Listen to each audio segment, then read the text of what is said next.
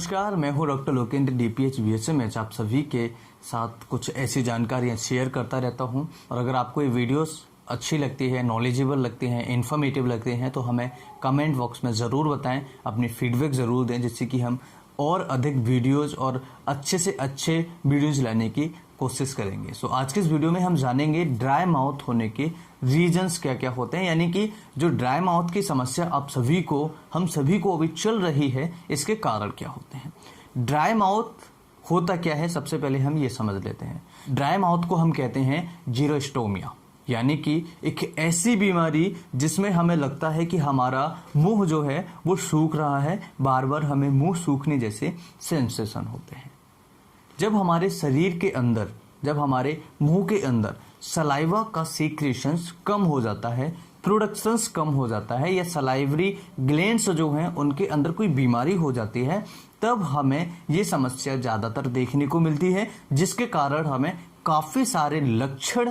काफ़ी सारे इसके कारण देखने को मिलते हैं।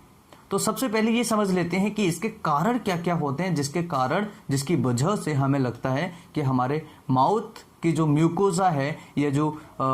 ओरल कैविटी है वो सूख रही है या ड्राई हो रही है।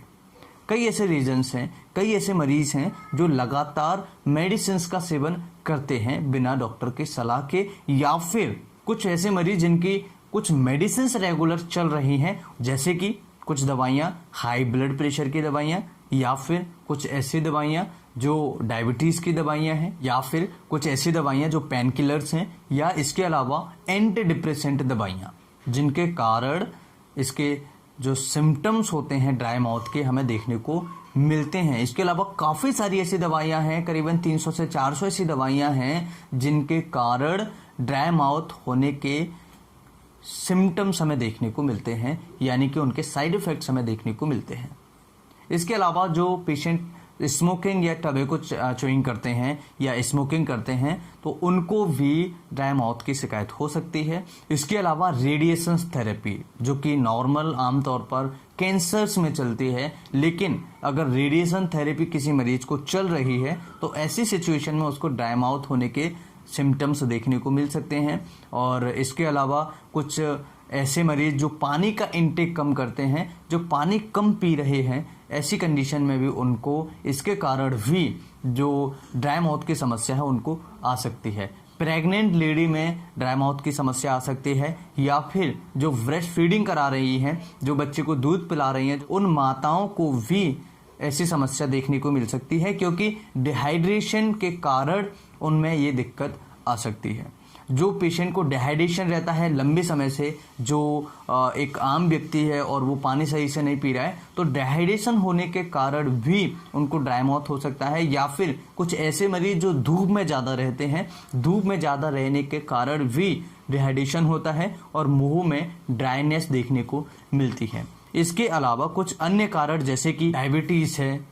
सलाइवरी ग्लैंड्स की डिसीजेस हैं, अगर सलाइवरी ग्लैंड की बीमारियाँ किसी को हो जाती है तो इनके कारण भी ड्राई माउथ की समस्या देखने को मिलती है। कोई मरीज डिप्रेशन